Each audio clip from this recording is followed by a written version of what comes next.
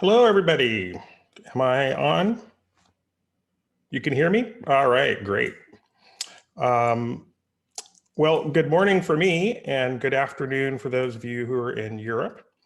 I hope the audio is okay. Can you give me a thumbs up, Dave, if it is? All right, great.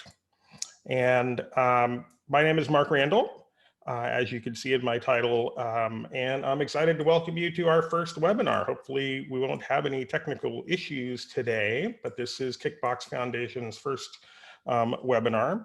And I am excited about the topic that we have to share with you all today. So this is our agenda, as you saw from the invite. But to get things started, I would like to get to know who's on the line and also what your questions are, because we're going to be very interactive today. And so, and try to be as useful as we can possibly be to you. So as a quick exercise, I'd like you to go ahead and open up the chat window in Zoom. And so you should all be able to do that. And go ahead and just type in, just like this on the screen. I already did it as an example. And so just who are you? What's your role or your company? And just list one or two challenges that you are facing right now related to remote innovation. And we can also take questions at the end just about Kickbox methodologies and innovation in general, and not just remote innovation, but that's going to be our principal topic for today. And so let me first of all dive in here, and as you guys go ahead and do that in the chat, I'm going to open up my chat so I can actually see your questions and things as well. And yep, I see you guys starting to populate in there. Thanks. Hi, Carlos. Hi, David. Hi, Bernardo and Jonathan. Welcome. Hi, Molly. And so let's dive in then. And I'm going to just do a little bit of housekeeping here to start. So first of all, as you all may know or may not, we have an active Slack group. I apologize, I haven't been that active recently, but I will be again soon.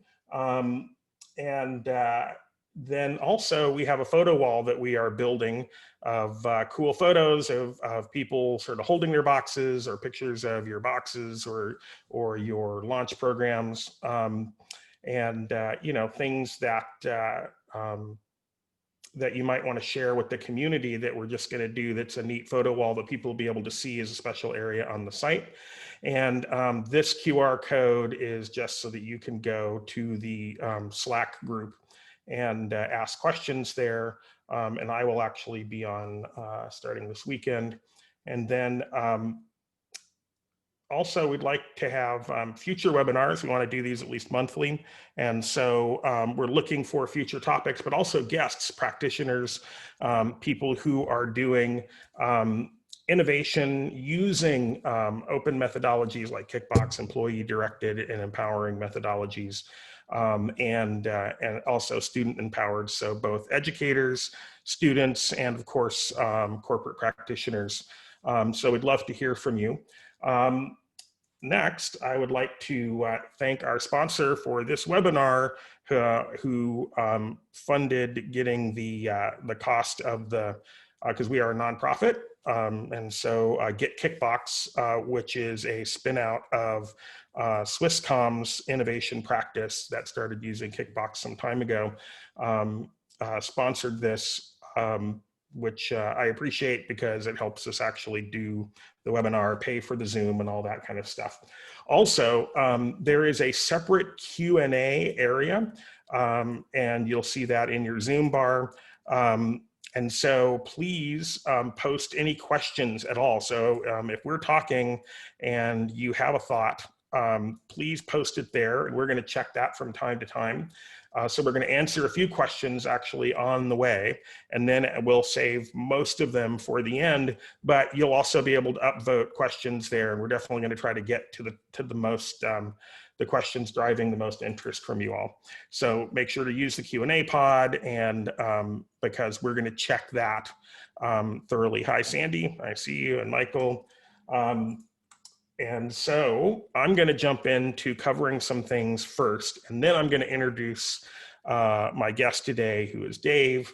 I'm excited about Dave joining us because he's going to bring a different perspective. But first, I want to talk about remote innovation at Adobe. And I'm just going to spend a few minutes on this and then jump over into Dave. And so as first of all, you may or may not know, Mark. I created Kickbox at Adobe in 2012, and then we open sourced it in 2015, and the rest is kind of history.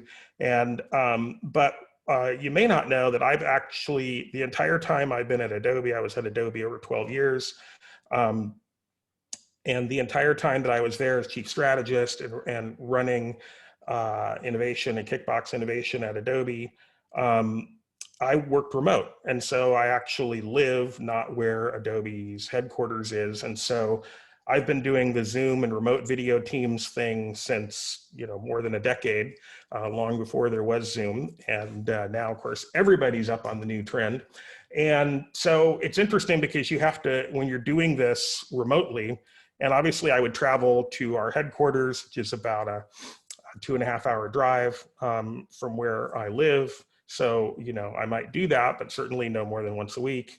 And so I had to become effective working with my teams in order to manage and also lead remotely. So then when we started doing Kickbox and it went global across Adobe's 23,000 employees, most of whom are outside the US, obviously, I traveled to India and other places to deliver Kickbox kickoff workshops, but to do the mentoring, unless I had a local mentor who was great, that we were doing a lot of remote mentoring and coaching. And so these are some things that I learned from that. So first of all, and these are core Kickbox principles. What I wanted to focus on was, how do the core things that make Kickbox work so well across different populations of people translate into driving this remote thing? Because Kickbox is already decentralized, it's already lower overhead in terms of management, and it sort of flips the formula of sort of innovation in terms of where you put the focus, instead of being front loaded in fostering innovation in terms of letting the innovators drive. So the first thing is when you have remote groups of innovators, it's really sustaining their energy by giving them a framework and a structure, which as I started studying how to do something that became Kickbox, I went out and talked to innovators and asked them, or likely innovators inside Adobe and past innovators, and asked them why they're not innovating more. And a lot of times, the answers were very simple, starting with broad interviews and then turning those into surveys, which I've shared before. And the results were kind of stunning to me, how simple sometimes it was, but just not knowing how to start, not knowing where to go, not knowing that they have permission to do it. And so I started to appreciate more than I ever had the importance of framework and structure. And so that's why Kickbox is in 6 color-coded levels, and you see the different sort of formulas, color-coded boxes and levels and graduating on. And many of you that have done Kickbox and are familiar with it kind of know, like, when people start, they kind of focus religiously on the process of Kickbox and the levels and the codes and the rules. And then as you start getting good at it, and you've done it several times, and many of the blue boxers at Adobe were multi-time red boxers. They didn't succeed on their first one, of course. And so we kind of expected that. And when they did succeed, they started to realize, look, I don't need to follow these things exactly. So when I created Kickbox, initially I started with, here's a toolbox, and all of these tools are valuable. Sometimes you need a screwdriver, sometimes you need a hammer. But what I heard back from people is, that's great, where do I start? That's great, where do I start? So in some sense, I structured it and started with the motivation level as being most important. And various practitioners have renamed it, but I think a lot of the most successful programs have kept this idea of keeping structure and color coding. And actually, there's more structure and coding and rules in Kickbox than are strictly necessary. But it really helps, because when I back those things away, particularly early on, and say, look, big toolbox, suit yourself, you're smart people, figure out what you need. It didn't, in fact, work better, it worked worse. And so in the sense, like, the more I was sort of telling people, like, you can mix and match these however you want, it was more like sometimes 6 months later or a year later, people that had already done a box and were doing their second box would say, so I could actually do these differently and mix and match. I'm like, yep, yes, you could. But I realized that's an incredibly important cognition for them to have, but the framework and structure is necessary to get into it. So the next thing is, when you're working with remote people, or remote offices. I was often working with remote employees who were like me, because we had those at Adobe when many companies didn't. And then, of course, distant offices in other countries and time zones. And of course, time zones are really challenging to do, even with video and Zoom, as everybody's finding out. But what I found is that solo people on their own really struggle. So I would try to help them, like maximally, because a lot of times when I see a problem evolving with the process or system I'm trying to create, I go all in on, let's make it perfect to see if the problem is solvable at all. So it was like, I'm going to call you every day and I'm your new best buddy, right? And I'm going to make you successful. Or if you're not successful, the reason isn't going to be because you didn't have me by your side. I'm going to be remotely by your side. And so it was literally a job every day for me.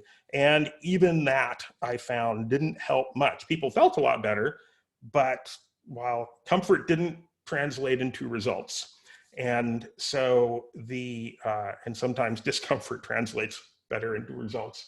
So geo-grouping is my word for try to, when you deploy a box program or an innovation program, pair them up, or 2 or 3 to a group. I just because of horrible grad school style four-person project experiences, I have an allergy to four-person projects, because there's always one person that, when it's 4, it's big enough for somebody not to carry their load. 2 or 3 is really good. And so I encourage you to tell people, you need to find somebody in your time zone, even if you're a solo worker. And the interesting thing was, even out where I was, I thought I was the only person out here. And then I actually went to HR once in Adobe and said, hey, who else is around me? I actually threw a Christmas party at my house because, Adobe's big headquarters Christmas party kind of too far away. And I was like, well, I'll just throw a party. There might be some other people out here that work for Adobe. And I found out there were like 50 people that work for Adobe in my county that I had no idea, remote salespeople, different, employees that I don't even know them or their bosses or their orgs. That's the nature of big companies. So people are all over, and tell your people that they really need to get a friend to do it with them. And you need 2 people or 3 people to do this, because then they become accountable to each other. And it also gives them that direct face-to-face interaction. And I do believe that there can be solo innovators. I get this question all the time. Yes, and a lot of my innovations were very solo to start with, but you're not going to be solo forever. And one of the skills we're trying to build in our innovators is the ability to team build and enlist others to your cause. Because if you can't do that, you're not going to be a successful enterprise. innovator, because ultimately that's responsible, that's part of your responsibility as the innovator, is you are the motive driving energy force to make this work. So moving on, the next thing is balance process pacing with your variable per team needs. So I got more formalized at Adobe in terms of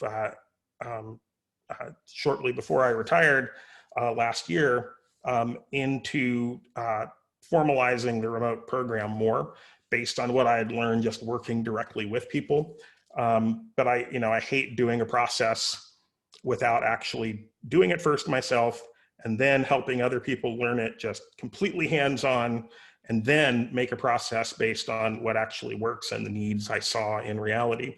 And of course, what I saw was that different people have ideas at different times, they drive at different speeds, because a lot of Kickbox style innovation is not, at least when people start, their full-time job.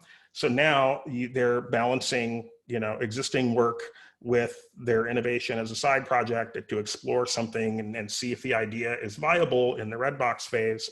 So different teams are going to go at different speeds. So it's, there's this conceit in Kickbox in the structure that you've seen that, it's 6 or 8 weeks, and then, your money expires, or that's the end of, we telegraph this rough time frame, but the reason that I do that is I found that if I didn't create some time pressure, it just, life got in the way and people came out of sort of kicking off their idea super excited, and then energy would fall away. So balance, you have to create a process that allows people to go at different speeds though, because some people are going to be more part-time.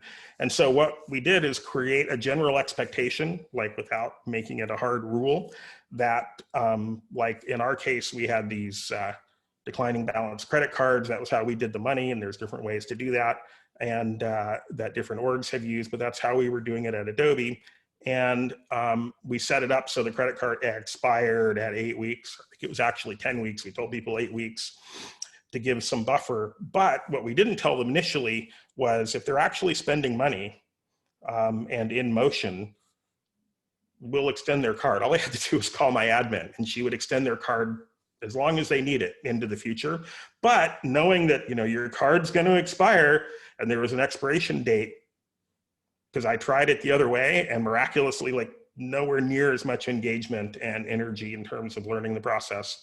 So keep your metronome of pace in there for the structure, but then make it variable. So if people start missing, it's forgiving to say, oh, look, you're going to go half speed of other people. So it's not like you have to do X per week or X per month, but you have these broad milestones. And then Dave's going to talk about this a little bit, so I'm not going to, but boy, do physical materials still matter. So you're going to have to think about how you're going to put physical materials in people's hands, because I've tried to do it purely electronically, and there is just a profound difference. And Dave's going to talk some more about that and show you some examples. And then the last point is really communication. We got a mixed media. Of course, when we're doing this, so you're going to do things live, you also need to do things recorded, but it's really important to give people, if they're in a disadvantaged time zone from wherever you are, you can't just have people participating via watching the recording. It's not going to work, like, oh, we did this earlier today, you watch it tonight, whatever. And so you're going to have to share the pain a little bit. And what I ended up doing was just doing multiple sessions. And so we would do flights of Kickbox like every 6 or 8 weeks. And I would either travel to another geo and do it in that time zone for people in an office, and then everybody in that geo would kind of do that one. Or, I also just got up at 3 a.m. for Australia, and did it late at night and early in the morning. And, you're going to have to make it work. It's way better than 18 hours on a plane. And so, find a way to do it. And then email files, like you want to mix it up, but have that physical media and make sure everybody is getting the live interaction and engagement. And I'm a big believer in video and not just audio. When I started at Adobe, they did a lot of conference calls and very little video. And I really drove a lot of the video long before it has recently become so popular. And it is profoundly more effective. And I've just seen it firsthand. And so if you're camera shy, sorry, but you're gonna have to project yourself through the camera. Just learn to be good at it. And nobody starts out good at it, by the way. And then personal engagement, and that just means personal consistency. So you need to have that engagement yourself as a leader, and the innovation leaders need to be involved even when it's a smaller group and they're in another geo and it's time zone disadvantaged. That's particularly when you need to double down and find a way to make it a priority, or you are going to be one of the people, asking me online, why am I not getting the results that other people are getting? And it's like, well, are you showing up? Are you making yourself available? And the way that I would do that is, I started, like I said, I like to what would be perfect. So with the first Kickbox group, I literally set up, like, here's my cell phone number, call me anytime, 24/7.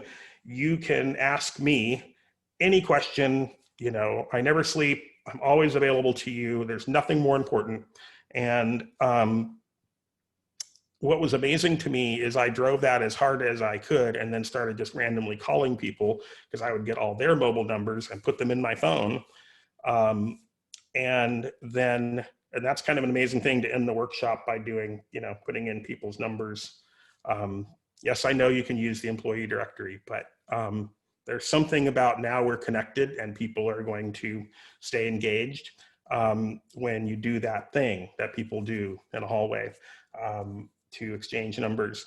And so what stunned me though, because people are like, wow, Mark, you're heroic to do so much work. People didn't call me. Like, I very rarely got calls. I did get some, but I was stunned at how few I got. But the ones I did get were the people that were in motion or really had a problem or were desperate. They were the most likely, almost without fail, the most likely to succeed innovators. There were a few nut jobs, but for the most part, and those were easy to redirect into the right places. But for the most part, it was very effective. And that really goes to sort of the last point, which is always true with Kickbox, why I started our box with this letter from the CEO or the division head, is you have to demonstrate leadership buy-in and commitment at your level and all the way to the top. Because if it's not important to the company, to the leadership of the company, it's not going to be important to your innovators. And so with that, I want to look at our Q&A quickly and take one question. Let's see here. Will the slides or recording be shared out?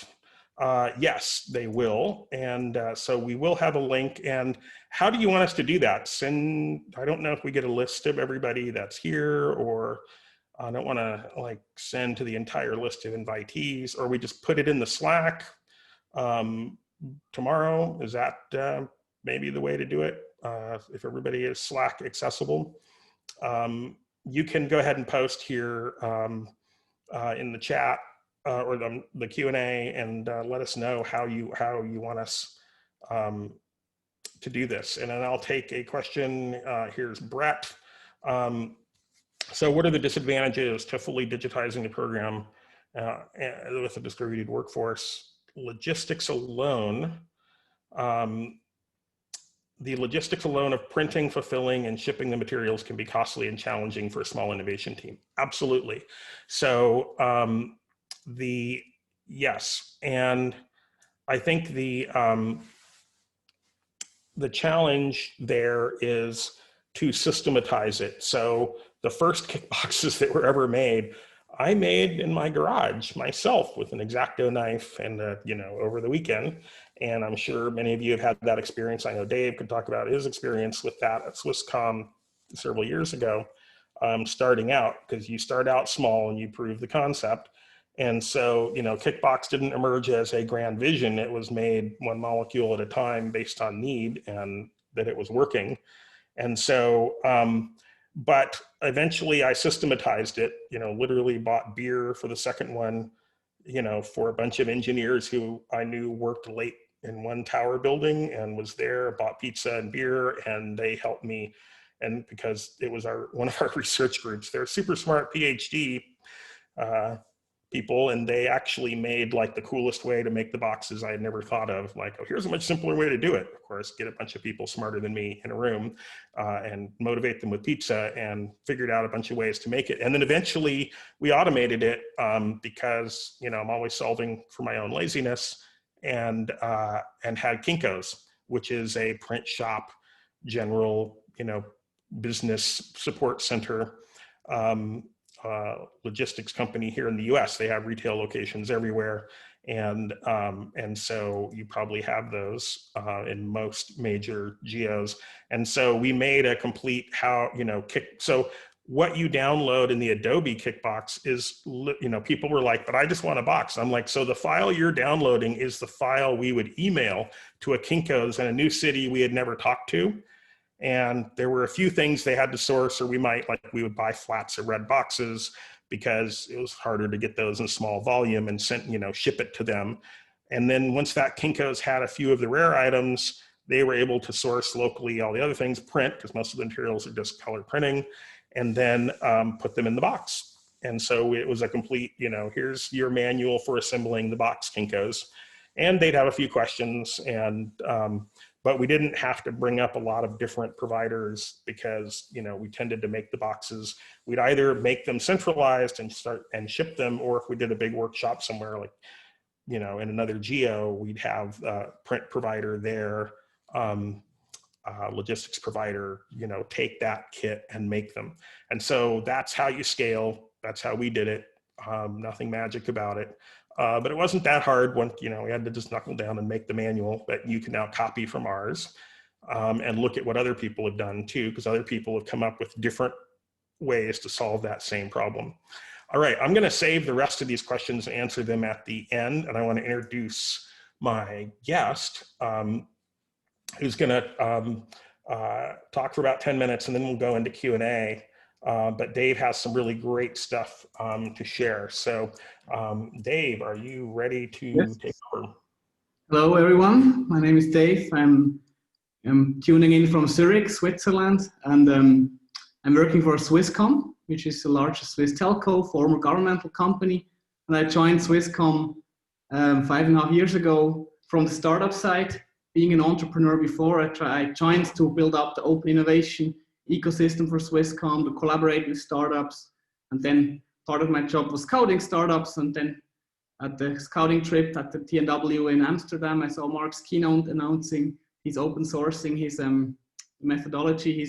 He developed at Adobe, and that's how it all started for me. And I ran a little pilot, little red box myself. It was kind of, he applied all the principles by just really piloting that Kickbox thing within Swisscom in a very, very small way. And after proving that the methodology can work very well within Swisscom, we got a bigger budget, and we were able to really roll it out across the company, turn it into a full program for the 20,000 employees at Swisscom, and since 2 years, even turning into a product that we are selling on the market under the Get Kickbox brand, where I'm the CEO now. And now I would like to talk about 5 learnings we made over the last 6 months when COVID hit us, and that learnings that helped us to run the program completely remote. And as you can imagine, COVID hit us really hard. Hence physical kickboxes that have to be handed over in person. So social distancing is difficult. We have personal demo days, a lot of people cheering together to the real heroes, the entrepreneurs presenting their ideas. We have personal coaching, one-on-one, and much more. And all these things were super challenging, and we had to rethink a lot of things. And while rethinking everything, we try to keep the main elements of Kickbox alive. All these things that really matter. So even if we do everything in our homes, we as program managers or the innovators working from home, we have to make sure that we keep being the enabler and not the gatekeeper. We keep not judging their ideas. We keep focusing on the people to really put innovators first and give them the platform they need to excel. And also, Mark mentioned it before, the physical component. I'm a huge fan of that physical element, the enablement. It's not an email you send, not an idea mailbox. You wait until somebody else is executing. You're in the driver's seat. And this physical tool of empowerment, we shouldn't lose that moving to remote. So what did we learn? First thing I would really like to stress on that physical part. I really think it's a key element. Sure, we could send everything as attachments. The content itself can be digital, but having it physical makes a difference. So instead of having these physical boxes handed over in the office, we started to digitalize the unboxing experience. It's really kind of an unboxing experience during this virtual coaching. There are Miro boards we're using, and we'll come to that later. And we try to gamify that by deleting certain point, open it to kind of replicate this magical moment, opening your toolbox. And also, since people are working at home, we started to work on this drop shipping, where the boxes are shipped directly to the innovator, which is actually even less work for us. Now, the innovator puts in an idea, receives the box. So even less room to interfere and to judge ideas. Then the demo days, I think that's a very powerful instrument to also show the spirit, the passion of people.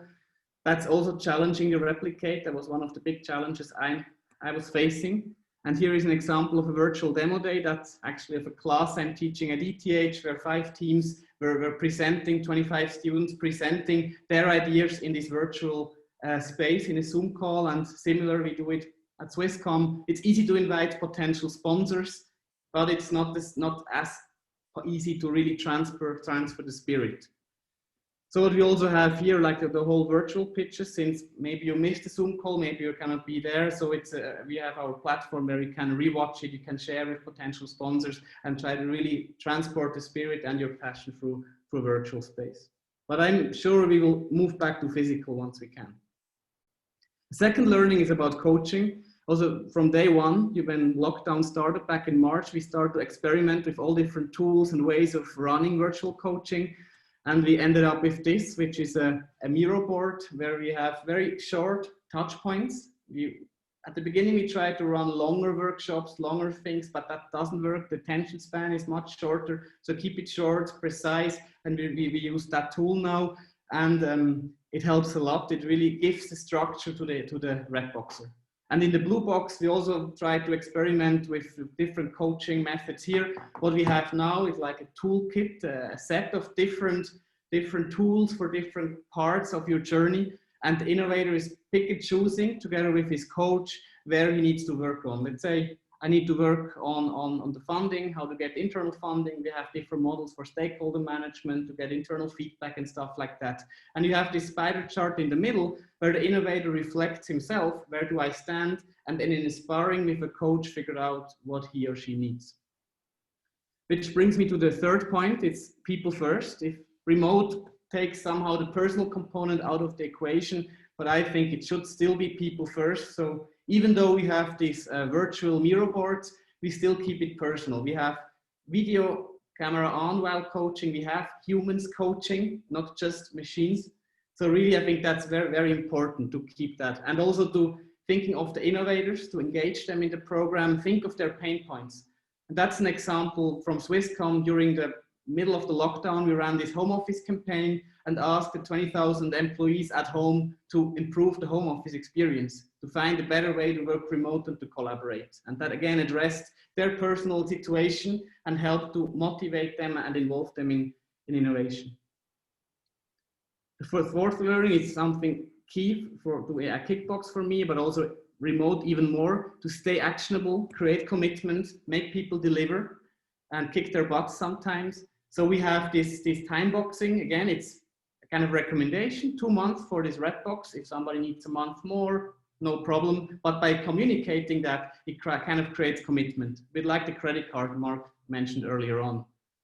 Same with emails, we try to activate people, send them actionable emails, email coaching. So if I receive my box, I work myself, I get some coaching, but I get on a regular basis emails to activate me, to tell me, hey, please, maybe you have an expert here, maybe you get support there, try to do this, try to do that, and talk to potential customers.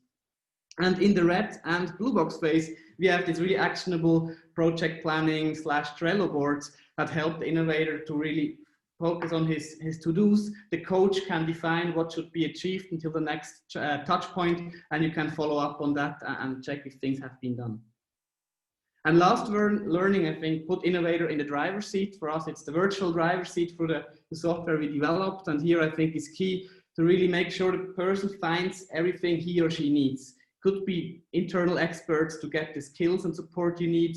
We have external services people can buy. If I'm in the blue box, I can get somebody to build a prototype. I can get somebody to get a 1 hour legal support, but put the people in the driver's seat, let them choose what they need. Also in the process, they don't have to read the book. At the end, they read what they need and they're in charge of that. Same with digital content. We have a lot of digital deep dive content in our book, and people choose what they need. Maybe they need to learn how to build a website for a smoke test. Maybe they need to learn how to raise internal funding and to stakeholder management.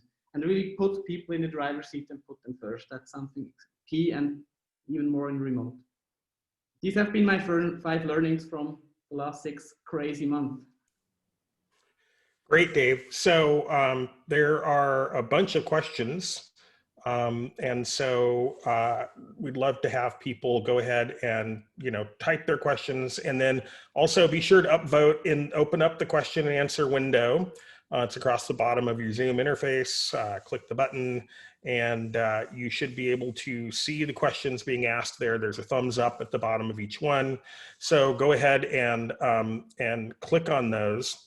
And so there's, looks like our top one is for you, Dave. Can you distribute the mural board as a template?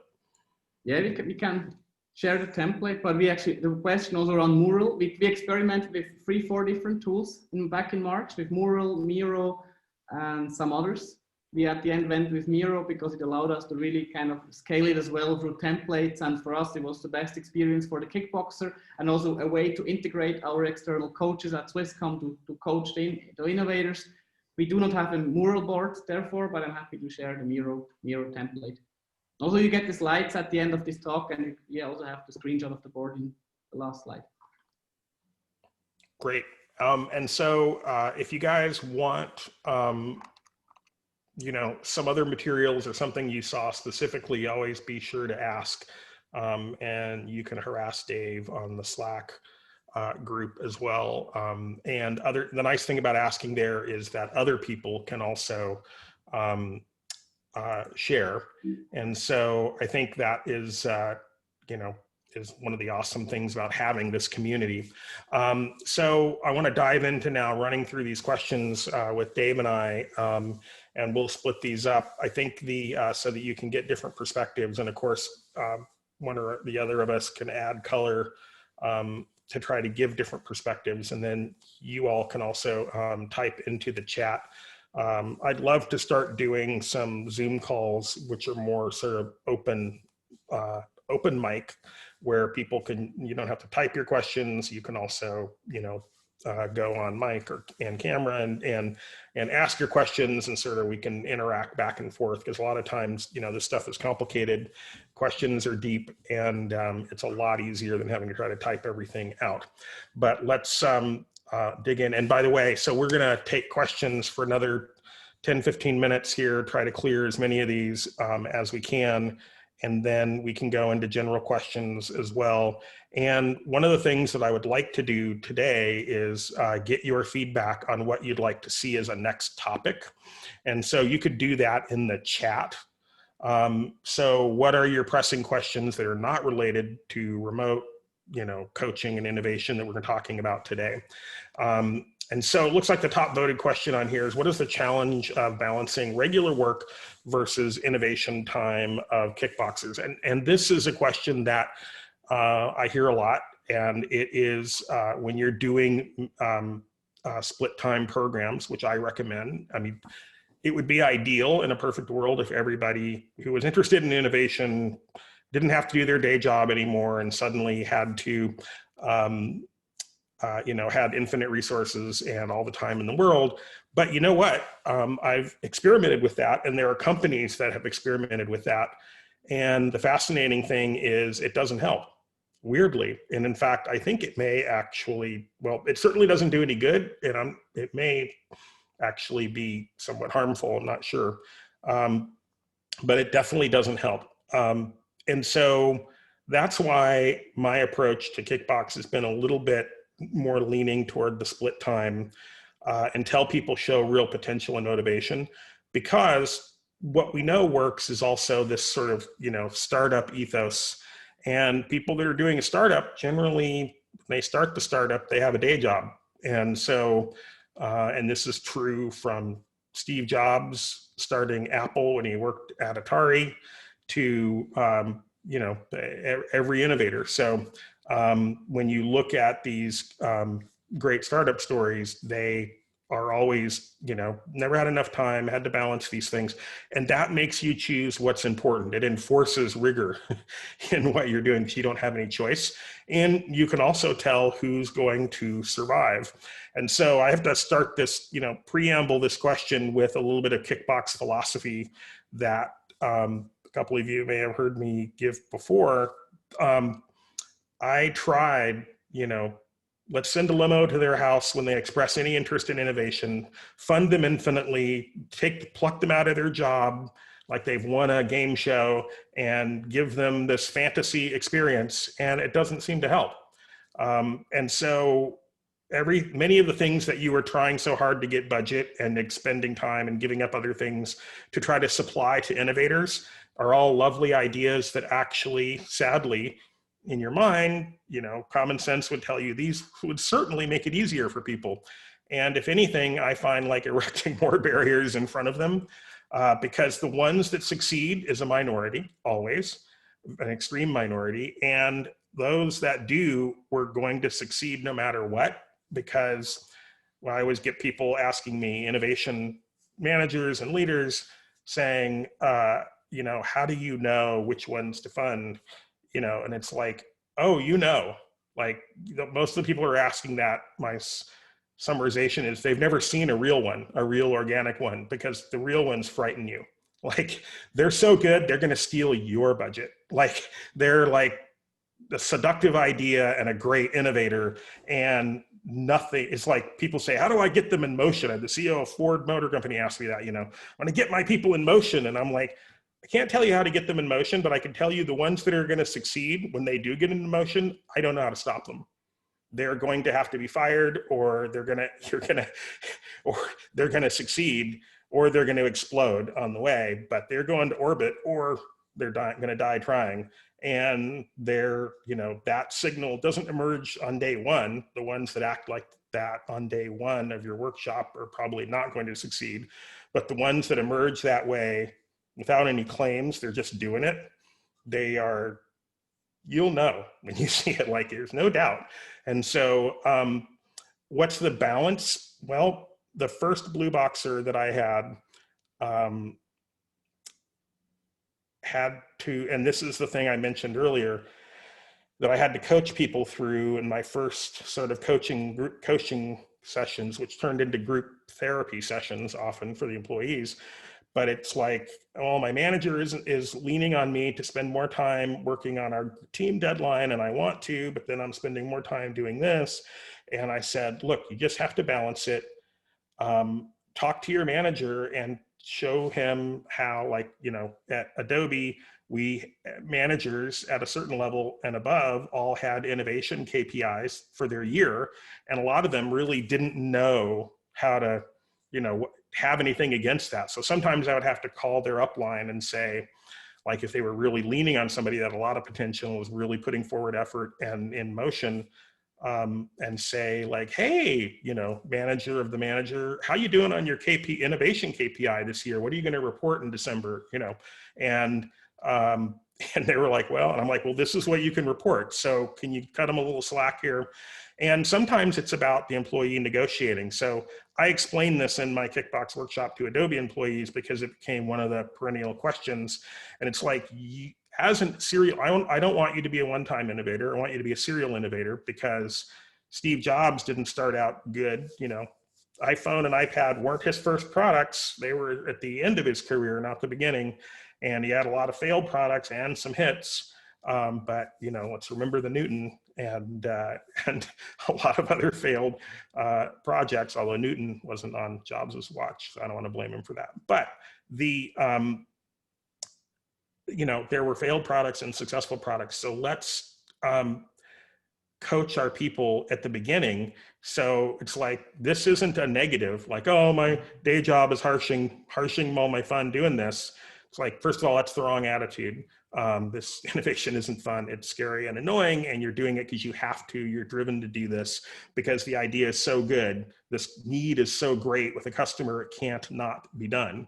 And so, and they're on fire, and they can enlist other people. If you can't enlist other people, that's one of the first signs to an innovator that maybe you don't have a great idea, or maybe you don't know how to explain it yet. It's possible. But once you kind of refine how to explain it, and people aren't responding, and potential customers aren't responding, but also people with domain expertise, managers in your company, you know, let's set aside the ones that don't care or give a shit about anything, but the ones that actually respond and have a pulse when they see a real customer problem and a real business opportunity for the company, if nothing else out of self-interest. You know, if you can't ignite and align with their self-interest, then your chances of getting your concept or idea or direction done in your organization is low. Either you don't have the skills, or you don't, or your concept is too divergent from how the company, what the company is trying to do. And so it's a skill that you build, and I tell them, make it work. I don't try to, I went and did the wave the magic wand thing, and it didn't help. And so what you wish you could do, actually, I've already done, and it won't work. So you got to just tell them, cowboy up, folks, you got to just do this. And if you don't get good at managing your boss, then you're never going to be good at this enterprise thing, much less enterprise innovation, which is the extreme sport of being a corporate employee. Dave, any comments on that one? Sorry, I digressed for a while. No, but it's an important one, and it's a big one. It goes beyond just remote. That's really one of the big challenges. I fully agree. But let's move on to another question, because there are still like 12 questions in the room. One from Tiago: if there are kind of any variation of Kickbox being used by teachers. I work for a foundation. We developed an own program, and that's just from my personal experience. I'm since 3 years now teaching a methodology at different universities in Switzerland. I was the first ones abroad, and we have different ways of teaching it. We also try to keep, again, the core the same, that the students are in the driver's seat. They have to mainly do the work and find out what they need. But we have one variation is like really in a semester, in 7 4-hour lectures, we go through the whole Kickbook, and then every chapter of the book basically will be one of the lectures. First one, personal motivation, idea pitching, and group building. We usually do it in groups. It can also be done individually, but groups is pretty good from a learning experience that we have realized. Then we have like problem solution, midterm pitch, and then the concept, and then the final pitch, like the whole journey of the program. We try to structure the class. We also have other leaner versions of teaching it by having just 3 touch points, a bit like the coaching we do at Swisscom, like kickoff, where the students are familiar with, kind of learn about methodology, pitch ideas, receive the boxes or the books. Then the middle of the semester, we go in for a quick midterm check-in, and at the end we have the final pitches, usually with a little jury. And that's the lean version. And I'm teaching, I think, right now, beside my job, I think around 3 or 4 of these lean versions, where I have 3 times a touch point, and I have 1 fully fledged class at ETH Zurich that this semester in spring was completely remote with Zoom. I was sharing a screenshot before, and you could easily organize it as a kind of a MOOC with like 1,000 students instead of 30. And I think has potential, since it's so, people are working very independently. You just need to give them stimulus, inspire them, and let them work. And I believe there is huge potential also for kind of scalable ways of teaching kickbox, something I would also be passionate from personal motivation. Yeah, so this is a great question, and I actually think this needs to be a topic. And so in our grand plan that we're rolling out for the website and the Slack forums, and we also have been working on other sort of structure, we really want to, and this is a personal passion of mine, is the use of Kickbox in education. So since I retired last year, one of the things I retired to do is I'm working with a bunch of universities who are deploying innovation, because I've been for a decade or more volunteering time teaching at USC, Oxford, University of California, Stanford, and guest lecturing and bringing sort of kickbox thinking and methodology and design thinking, which was really developed at Adobe, into this. But the most exciting thing that is, on my plate is I never created Kickbox to be for students. It is, and I won't go into a long explanation, there are a bunch of reasons Kickbox is the way it is, but it's for enterprise and organizational employees in large organizations who are adults and in the workforce. But for students, university students, but also kids, this methodology is even more powerful in many ways, but the content and some of the structure needs to be changed up. So that's actually what I've been working with several professors on, and a little bit sidelined thanks to COVID, but getting back on track. And so that's one of the reasons why I'm excited about the foundation. Dave will also, I think this is for a future webinar, but we're going to have a separate Slack group for education, educators and students who are trying to learn about innovation at a different point in life. And there'll be a lot there for enterprise innovators as well. But Dave has already deployed a prototype with his son of Kickbox, Kickbox. And I actually did something that I deployed in a bunch of elementary schools, 3rd and 4th grade, that was STEM design thinking and approach based around Kickbox. And I actually did this when I was at Adobe, and it still hasn't shipped yet, but it is, that program that I did, I can share because the product is not the overall structure and program that I developed with some amazing teachers. So, and that was, one of the most fun things I've ever done, is seeing these 3rd and 4th graders innovate in ways that MBAs and PhDs couldn't. It was stunning and amazing. And I think the whole community is just going to be on fire to help share what we've learned about this process. So this is one of the things I'm on fire on. So Tiago, you and I'm sure other people on the line who are interested in this, we're going to have sort of a whole separate area, because it's in some ways divergent from enterprise innovation, but boy, does it cross over a lot. Dave. I just want to side note on Kickbox. Actually, we actually adopted it a bit for kids to reflect their own world. It's like mapping your day. Where are pain points? Like my son then was like, okay, getting up is quite hard in the morning. So, and the homework done, and he focused on the problem of getting up. So we thought of a game alarm clock where he plays a level, and then once he finished the level, he can get up easier. And then he prototyped it and really put kids into doing, but focus on their problems when we made these little candies. And we really try to adjust. And then we had this version, the Kickbox, we used at the Future Day at Swisscom for all the kids in like kind of 10 to 12 years that came a day to work. And I think there was a interesting way, and for me, a proof that you can really apply this methodology across not just corporates, but universities, kids, NGOs. For example, you have the green box for sustainability, and we all even kind of introduced a black box, an ideation workshop for people with no ideas. So I think there's a lot of room of putting people first, of that mindset, and it's still, I think that's the beauty of this community, that we can still keep developing it and try new things, and based on these core principles, really derive the whole program and methodology further together. Yeah, I think this has to be a whole separate topic, because even for enterprise innovation, deploying a Kickbox for your employees' kids is actually like, that's the first thing I saw was employees' kids started using their Kickbox. when employees took it home. And it has happened almost immediately. And so if you want to build a culture of innovation, which should be your goal, and innovation skills within your employee base, getting their kids innovating is the way to do it. And so I'd love, by the way, just go ahead and put in a question, even though it's not a question, with your email address, and just say education. And so I get all of the email addresses of people, because I'll just make sure to ping you when we do that, to make sure that you hear about it. When we do the education focused, launch that Slack and do a webinar around that. So just submit a question. It's not a question, we won't answer it, but no one else will see your email. And yeah, there you go. Thanks, Susan, got it. And so, but all the way from post-grad to, and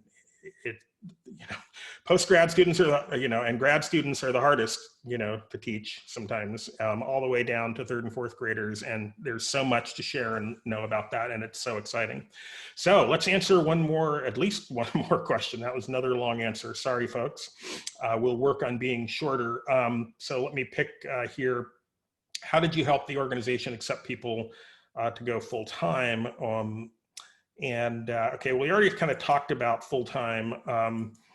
And yes, Tatiana, it's really, the red box is for people, the way it's normally deployed. And of course, you can adapt this for different cultures and organizations and purposes. But typically, the red box is you cast the seeds out and see where they take root and start to grow with low maintenance, right? They grow naturally. You don't have to bring fertilizer and water to every seed. You're waiting to see, can this seed live in nature, in a rough nature, and fight its way into existence in a hostile, cruel world? And if it can, then you foster it. So the blue box, in the way that I did at Adobe, is a transition point. And I never did a gold box or a black box, because by the time they end the blue box, I'm now personally involved with what they're doing, because, I filtered from many thousands of people that did red boxes down to less than 100 that achieved the blue box level. And that filter then, as they advanced in the blue box, the further they advanced with their, and the people that were on their internal board were their sponsors, which is why I required them to go raise money that didn't exist in a budget, because that was the only way I knew that I wasn't making a mistake judging them, because this is another thing we should talk about separately. But, I'm completely opposed to innovation teams having any opinion about what should be funded. Our job is priests, not judges. And we're advisors to help every idea be the best it can be, and many of them suck, but we're going to help them be the best they can be. And but if we become the judges, we become skewed, and game show and beauty pageant dynamics come into it, and it's just you don't get real fiscal success. And people can tell, and then the real innovators aren't interested in your program and don't show up, and it's just people wasting time. And then it's all innovation theater, and you don't want to go there. It doesn't end in a good place, because it's no results. And so the real results are you drive these people to go raise money that doesn't exist. They have to steal it from another budget. And I made that bar high on purpose. And in the blue box now, they're working with the managers that gave them some initial small amount of funding. And in many cases, so small, doing the cost center transfer was more of a pain in the ass than the money, because any director above has more budget than that at the end of a quarter just in their T&E left over. But it's just a pain in the ass. They have to actually do it. So it's easy to give moral support. I support you. But as soon as you have to do a cost center transfer, suddenly everything changes. And so I'm not interested in beauty pageants or game shows that the judges aren't, if there's the only beauty pageant I want to see is the one where the judge is marrying the winner, And so you have to have skin in the game, because then the judges. That's why I don't do these business plan competition hackathon judging things anymore. Complete waste of time. Unless the judges have to fund it, at the end, you're not actually seeing a real result. And so that's why executives have to put skin in the game, which means the only things that are valuable to them, money and time. That's what I teach innovators. You don't listen to what they say. It doesn't matter. They'll give you all the encouragement in the world, complete bullshit. It doesn't mean anything. Look at where they spend their time and where they put their money. And so if they're willing to commit time to come to a few of your advisory board meetings and to give you a small amount of funding, then I'm all in to support you. But until you can get that, you haven't proven anything to anyone. All the words in the world are worthless. And that's what I teach them from day one, because it's true, sadly. So, and I hope a bunch of you out there are nodding right now. We are at time. Dave, do you want to try to do another? Maybe just one side note to add on, I think, regarding the demo day. I think that's something we learned as well. At the beginning, we used these demo days as gates, which we very quickly changed. I really think it's key to get the business buy-in. So for us now, the gate from red to blue box, it's a signed sponsoring agreement where a business sponsor either puts money or time down, real resource of his division or his budget. And that's the only gate. And if we do a demo day, it's not really a jury there, it's rather a feedback group. There are some executives giving feedback or giving time in their boards, but it's never the gate to blue box or to gold box. It's just to showcase innovation, to create an inspirational atmosphere. But I think that's really key, because it's a risk if you use these demo days as gates. It's a high risk the wrong person is sponsoring an idea. You need to sponsor one. Let's say you have 10 ideas, 10 red boxes, all of them are bad. You need to somehow bring one further or two for the overall experience. You may probably not the right sponsors sitting in the jury. You cannot have the whole company in the jury. So there's so many reasons against kind of demo days as gates. So I really fully agree, and just want to double stress out that really try to have business buy-in as the only possible gate. Yeah, and so Florencia, your question is at the top, but I think we just answered it. That the top innovation KPI is, I want to identify an innovator that's in motion, which means they spend some money, they actually try to do some things, whether they're successful or not. I'm interested in anyone that actually got off their ass and did something after they come out of a Kickbox experience, and get the plan and the resources. And I don't care how bad the idea was, they actually got in motion. And that's already identifying unique people that I'm willing to fund. And then people that are actually going out, having an idea, testing it with a customer, getting some real world data, articulating that idea and pitching it back inside the company. I mean, those 5 things you've already, the Kickbox process shows you who has a pulse and who can actually be who you should spend all your time. Because one of the first things, this is sort of the core principle behind Kickbox, which is that I couldn't pick a Steve Jobs at Atari. I couldn't, neither can you, neither can the head of HR, neither can their manager. No one knows. I have seen and coached incredible startups and incredible innovators inside enterprises, and they're all different, and I wouldn't have picked any of them. In fact, the ones that, almost a disincentive for the ones that I think look great, because a lot of them don't go anywhere. And so I'm just all about what did you do? Show me your motion, show me you got other people to support you, show me you have energy. And, remember that the first Kickbox project at Adobe that shipped never got a blue box, and I never heard about until after it was a shipping Adobe product. Literally, this guy was the only guy from India who randomly got in the first workshop, which was only people in the US, but somehow he was there. He got in, took his Kickbox, went back to India, and never called me, never told me about his project. And then somebody stopped me in a hallway more than a year later and said, "Hey, congratulations." I'm like, "On what?" "You saw Adobe Know-How shipped." And I'm like, "Yeah, I saw the press release. Looks like a really cool product. That was out of India, right?" And I'm like, "Yeah, it was a Kickbox project." So the innovation team didn't know about it. They came to one workshop, got one box, left, and never called us. No resources, no nothing. So I call the guy up. I'm like, midnight that night, "Akshay, do I know you?" And he's like, "Yeah, I was at your first workshop." And I'm like, "How come I've never talked to you?" And he's like, "Because everything worked just like you said. And you gave me your cell phone number and said, call if I have any problems. And it all worked. Right down to how to manipulate a senior vice president into supporting your project. And it all worked." And so I was like, okay, that's the best testimonial there is. I didn't help them at all. And so, they had the information, the permission, and Akshay was going to succeed no matter what. He just didn't know he could. He didn't try.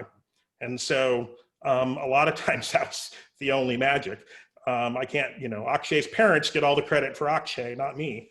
And so that's the, the bottom line answer to, that's the innovation KPI, is you're now making a process to discover the force of nature that's out there. So Kickbox erects lightning rods. We're not witch doctors that make storms happen. That's fantasy. We don't make, innovation is a force of nature.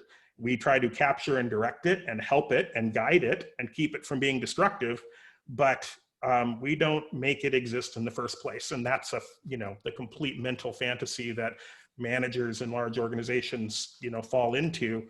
And the sooner you disabuse yourself of that idea, the better. Because when you understand you're dam building and trying to prevent flooding and to create lakes and waters and to benefit all humanity out of the forces of nature that are beyond your control in many ways, that's your job: shaping, helping, guiding, keeping them from destroying other projects. And so I think with that, we'll bring it to a close. There's a lot more to talk about. I will stay online and answer some of these that I could quickly type. I'm going to capture the rest of the questions, and we will do them in our next webinar, which will be in about 4 weeks or so. You can also ask these questions on the Slack. I'll be on this weekend, and I will try to answer those as well. And I would love, with some of these, I think for our next webinar, I might have, this is something I want to get to, is having people who are asking some of the questions, and maybe some of these that we haven't gotten to today, actually on the line and answer them live, but have the person sort of on camera, mic or whatever, so they can follow up. Because I think it's the back and forth, because I can say a bunch of stuff and you're going, yeah, but wait, that doesn't sound like it could work. And so until we can talk about it back and forth, and you can tell me what your concerns are, and I can tell you, yep, you're completely rational, and sometimes the irrational thing is the right thing to do. And we can have that dialogue, it's going to be really hard for you to learn kind of why this works and feel committed to it. And so if you want to get a question answered, we can also do it live, which I think would be really great and more maybe productively useful, because until you can go, yeah, wait a minute, Mark, that's bullshit. I don't think that could possibly work in my company, which is always the thing. Well, Adobe's different. I'm like, no, it's not.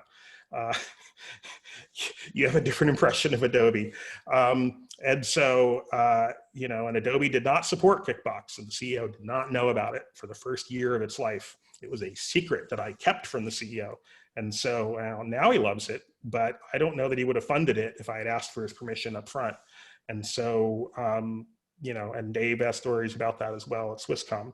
So, Kickbox programs exist in universities and organizations despite the organization's desires or initial judgments about it, usually, but they support it grudgingly because it works. And it's the only thing that works for many people.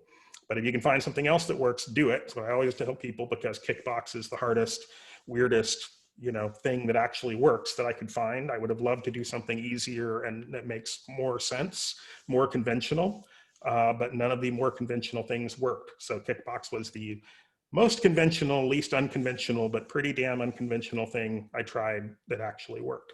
So with that, I'm going to end it. Thank you, Dave, so much for your time. Thank you, everybody, for your questions and your chat. I'm looking forward to diving into this more. It's a lot of fun, and try to help you guys, conquer the beast, which is the big organization, and capture those forces of nature that are out there. Get your lightning rods up to capture the energy of the innovation storm that's happening invisible to you.